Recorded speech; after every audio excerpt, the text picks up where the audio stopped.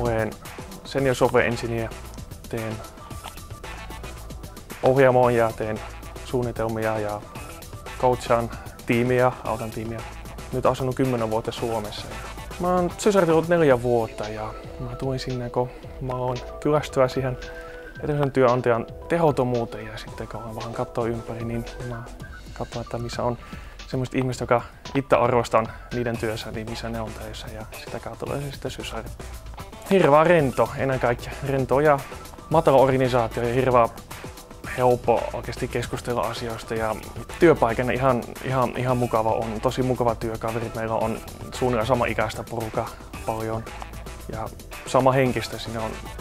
Tuntuu, että tuo sitä hyvin toimeen. Sysärissä on nimenomaan hyvät mahdollisuudet syventää, että meillä on hirveän matala organisaatio, että ei tässä isoksi pomoksi kovin helposti pääse, mutta ei varmaan kukaan haluakaan, että se ei tarvitse olla pointti, mutta pääsee syventämään ja pääsee nimenomaan olemaan tosi hyvä jossain asiassa. Ja no se paras hetki, kun näkee, että ihmiset oppii, että sä pääset tavallaan vaikuttamaan sillä tavalla, että ihmiset itse ehkä kehittyy.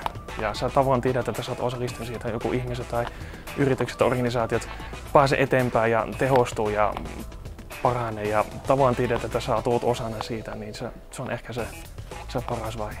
Mutta semmoisia ihmisiä, joilla on jonkunnäköinen intohimo tällä alalla ja nimenomaan se haluaa tehdä asiat paremmin kuin mitä niitä yleensä tehdään. Että minusta se ei ole se kaikista olennaisin, että onko tullut yliopistosta vai ammattikoulusta. Että kyllä se kaikista tärkeintä, että on kiinnostunut ja mitä sen kiinnostuksen kanssa on tehty sitten.